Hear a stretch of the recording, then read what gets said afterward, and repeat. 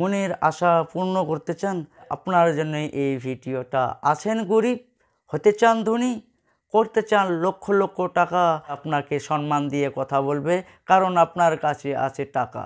সেই টাকা কিভাবে আসবে, কত দিনের মধ্যে আপনি লক্ষ লক্ষ টাকা অ্যাকাউন্টে আপনার জমা করতে পারবেন, ছেলে মেয়ে ভালো স্কুলে পড়াশোনা করুক, সম্পূর্ণ মন্ত্রটা শুনে আপনি রাত্রে ঘুমিয়ে যান, সকালবেলা উঠে আপনি আমাকে ফোন করতে বাধ্য হবে যে গুরুজি কাজ আমার হয়েছে, আমার টাকা আসা শুরু হচ্ছে। বিশ্বাস হচ্ছে না? এই ভিডিওটা আপনাদের জন্য। একটার পর একটা আপনার কাজ লাগবে, আছে ব্যবসা বাণিজ্য, আপনার দোকানপাট, আপনি মিস্ত্রি কাজ, যে কোনো কাজ, যে কোনো কর্ম করতে গিয়ে প্রত্যেকটা জায়গায় বাধা হয়ে দাঁড়াচ্ছে, তাহলে আমার এই ভিডিওটা স্পেশালি গরিব ভাই বোনদের জন্য। যারা ধনী আছেন তাদের জন্য এই ভিডিওটা না, যারা এই ভিডিওটা দেখে কাজটি করবে, এই ভিডিওটা এর জন্যই দিয়ে দিচ্ছি। অনেক গরিব ভাই এবং বোনেরা ফোন করে আমাকে রিকোয়েস্ট করছে, আমি যে ভিডিওটা দিয়ে দিচ্ছি পরীক্ষিত মন্ত্র, পরীক্ষিত আপনার আমল, এই কাজটি নিজে আমি করে আমি নিজে প্রুফ কাজটি সাকসেস হয়েছে, তার জন্য ইউটিউব চ্যানেলে দিয়ে দিচ্ছি। আরও যদি আপনারা এই ধরনের ভিডিও দেখতে চান, যে আপনারা শেয়ার মার্কেটে অনেকে টাকা লাগান, অনেক ধরনের অনলাইনে গেম খেলে লক্ষ লক্ষ টাকা হেরে দিচ্ছেন, আজ থেকে শেয়ার মার্কেটে 1 টাকা হারবেন না। সাবস্ক্রাইব করলে আপনার শেয়ার মার্কেটের অনলাইনের গেম খেলার ভিডিওটা আপনার মোবাইলে পৌঁছে যাবে। শেয়ার করে দিয়ে আপনি একটা লাইক দিয়ে ভিডিওটা দেখে কাজটি করবেন। এই মন্ত্রটি শুধু কোন সময়ে কিভাবে শুনতে হবে বিস্তারিত বলছি। আপনাকে আমি একটা টাইম দিয়ে দিচ্ছি। 15 দিন পরে যে লোকগুলো আপনাকে দূর দূর করে তাড়িয়ে দিয়েছে, যে লোকগুলোর কাছে গিয়ে আপনি দুটো কথা বলার আপনাকে চান্স দিচ্ছে না, গরিব বলে আপনাকে তাড়িয়ে দিচ্ছে, এই ভিডিওতে যে মন্ত্রটার কথা বলছি, 15 দিন পরে তার কাছে গিয়ে কথা বলুন, সেই লোকটা 4 বার করে আপনাকে বসতে দিবে। কিভাবে মন্ত্রটি শুনতে হবে বলছি। আপনার শনিবার চাহে মঙ্গলবার, অমাবস্যা, পূর্ণিমা সব ছেড়ে দেন। এই মন্ত্রটাই শুধুমাত্র পাওয়ারফুল মন্ত্র। এই 2025-এ যদি লাখপতি হতে চান, কোন সময়ে এই ভিডিওতে মন্ত্রটা শুনতে হবে। যে কোনো বারের থেকে আপনি শুনতে পারেন। দিনের বেলায় শুনলে কাজ হবে না, রাত্রে শুনতে হবে। আপনার খাওয়া দাওয়া করার হয়েছে, তারপর বিছানায় গিয়ে মন্ত্রটি শুনতে হবে। 11টার পরে যদি আপনি মন্ত্রটি শুনেন, রাত্রে নীরব থাকবে, লোকজন যে সময় ঘুমিয়ে যাবে, মন্ত্র শোনা মাত্র মাইন্ড আপনার চেঞ্জ হয়ে যাবে, মাইন্ডটা আপনার সুস্থভাবে থাকবে, কারণ মন্ত্রই আপনাকে সহি রাস্তা, সোজা রাস্তা, টাকা আসার রাস্তা, ইনকামের রাস্তা দেখে দেবে। 11টার পরে আপনি মন্ত্রটি শুধুমাত্র মন দিয়ে স্থিরভাবে একটানায় মন্ত্রটা শুনে তারপরে ঘুমিয়ে যান। সকালবেলা উঠে যে ফোনের শুধু ইনকামের রাস্তা, আপনার কন্টিনিউ কাজ, একটার পর একটা কাজের কথা আপনাকে বলবে, ব্যবসা বাণিজ্যর কথা বলবে। কাজকর্ম যদি একটার পর একটা আসতে শুরু হয়, কাজকর্ম যদি একটার পর একটা করতে চান, তাহলে কি আপনার টাকা আসতে টাইম লাগবে? লক্ষ টাকা করতে সময় লাগবে? যদি কাজকর্ম না থাকে তাহলে আপনি লক্ষ টাকা কেন, 10,000 টাকাও এক জায়গায় করতে পারবেন না। এই মন্ত্রর গুণাগুণ, এই মন্ত্রর পাওয়ার একটাই, আপনার মন, আপনার মাথা সঠিক রাস্তা দেখিয়ে দিবে। ইচ্ছা পূরণ করার কারণে এই মন্ত্রটি একটানায় শুনতে হবে। তো চলা যাক সুপ্রিয় দর্শক, আমরা মন্ত্র শোনার সময় কারোর সঙ্গে কথা বলবো না, যেভাবে পারি সেইভাবে এই মন্ত্রটা একটানায় 11টার পরে বিছানায় শুয়ে বা বসে আমরা মন্ত্রটি একটানায় শুনতে থাকবো। হ্রিং শ্রিং ক্লিং মহালক্ষ্মী নমঃ। হ্রিং শ্রিং ক্লিং মহালক্ষ্মী নমঃ। হ্রিং শ্রিং ক্লিং মহালক্ষ্মী নমঃ। হ্রিং শ্রিং ক্লিং মহালক্ষ্মী নমঃ।